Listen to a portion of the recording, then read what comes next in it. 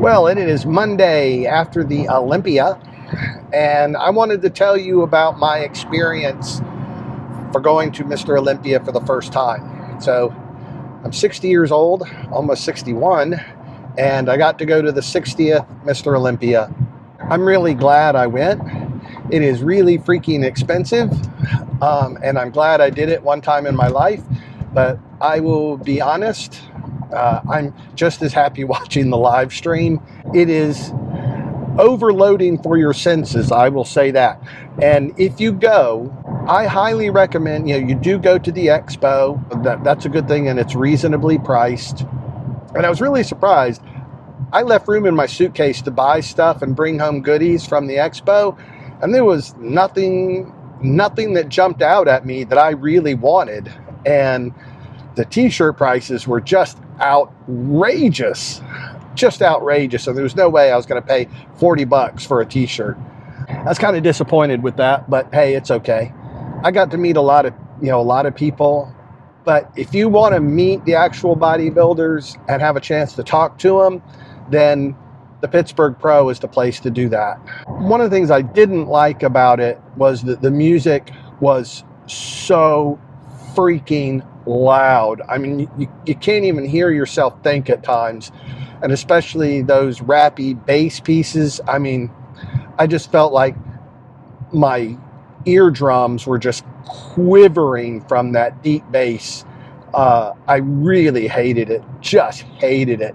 You can't even hear yourself think. And I don't know why people, I'm assuming there's some people out there who don't mind that, but it drove me freaking nuts. And it made the experience, I should have been really happy, but that was making me miserable.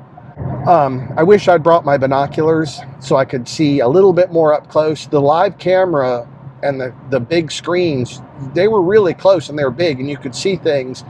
But there's some filter on it or something that made the competitors look a lot darker than they were on stage. And they looked very different on stage than they did on those monitors. And I heard people on the live stream complain about that as well. If you go, get your tickets really early and get the best seats that you possibly can. It will make the experience a whole lot better. But once again, if you really want to meet people, go to the Pittsburgh Pro, or go to shows like the Tampa Pro or Chicago Pro or New York Pro, and you're going to be able to meet people there. Now, as far as the contest is concerned, I was sad that Derek lost, but Samson really deserved to win. And when you meet all these guys like I met every single one of them except for Hadi. It's hard not to like these guys. They are so grateful for, that you appreciate them. Every one of them I met have been really stand-up guys and gals.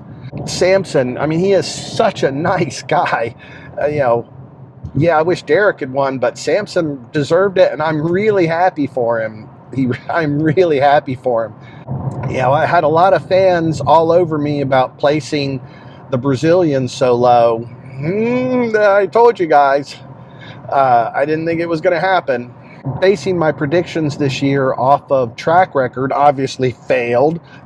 I was really disappointed that Wesley Vissers just did not bring it. Chris looked freaking fabulous as usual, and to see him retire and Sydney retire, those are end of era moments for those classes. I was also really, really happy for Martin Fitzwater. I really like that guy. He's a hardworking, blue collar guy, and to see him do so well, and I saw him at the Pittsburgh Pro and said hi, and so I'm really happy for Martin. Rafael Brandau just really, was that kind of disappointed me too. And Ramon just disappointed me. I thought they would do so much better. Oh well, this is the way it is. That's the reason why. If this were easy, everyone would do it. Peaking is not easy, and for the amount of work these guys and gals put in, there's a lot of armchair quarterbacks who have never been in a show, and you have no freaking idea how hard it is. You have no clue. No clue. Even Hani Rambad didn't get Derek completely dialed in. And, he's one of the best in the world. If I ever have the chance, if I win the lottery, I'll go back one day. But it was just too expensive to go year after year. I know a lot of things I would do differently, and I would bring binoculars and I would bring good earplugs. That's pretty much all I have to say about Olympia. If you watch the live stream, I would be interested in hearing what you thought about the live stream and what you thought about how they place the order of the competitors, which is another thing I don't understand why they do it the way they do. Oh, and I was also happy for Keon. I like Sean Clarita a lot. He's a really nice guy. I've never met Keon in person before, but oh my God, what a great physique.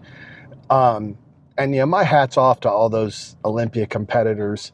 It's so much work to get there, and it's such an incredible experience. Want any advice about going to Olympia, or advice about bodybuilding shows, or you need a coach and you want to do a show, then put your comments below. I'd love to hear your thoughts, so make sure that your comments are nice. For people who are nice and put in good comments, I always reply, or I really try to, as long as I'm not bogged down with my other clients. You write negative stuff, you're going to get negative stuff back, especially if I'm in a bad mood. So, thanks again for watching. This is Yaakov Barham. Till next time, yalla bye.